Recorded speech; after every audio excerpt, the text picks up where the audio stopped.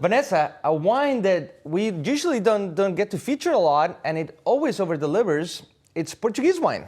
So dry Portuguese wines are so underrepresented. I completely agree with you. shoulder to shoulder with some of the biggest wines that you might find across the globe, right? 100%. You know, I think Touriga Nacional, which makes up a good portion of this, Touriga Nacional to me is one of the noble varieties of the world. You know, when we talk about, you know, Cabernet Sauvignon or Syrah, we often forget Touriga Nacional, which of course makes up a lot of great fortified wines from Portugal, but also makes outstanding dry table wines like this one. Just muscle and richness. So this one in particular is a 2016 Cabeca de Toiro, Cavas Velhas, and it's a blend of Syrah, a little Castelao, and as you mentioned, the Touriga Nacional, which brings the whole orchestra up and richness and a lot of muscle into it. So very elegant, fun, and fun to pair with a number of dishes. So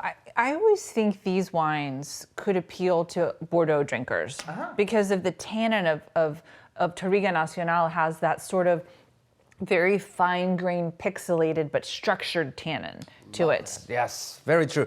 And it's not a secret anymore that some of these varietals are now allowed to be planted in Bordeaux. Some of the Portuguese ones because of climate change and of a number of other conditions. But if these varietals are making it to Bordeaux and start to be planted and officially recognized, that says something about the category. It speaks volumes for the variety. And I think in terms of pairing, gosh, this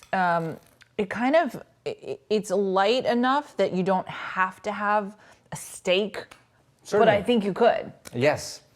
I was thinking just like a thick cod pork chop. Yes. A little bit of Brussels sprouts, maybe just simple mashed potatoes. It's just the balance of the three.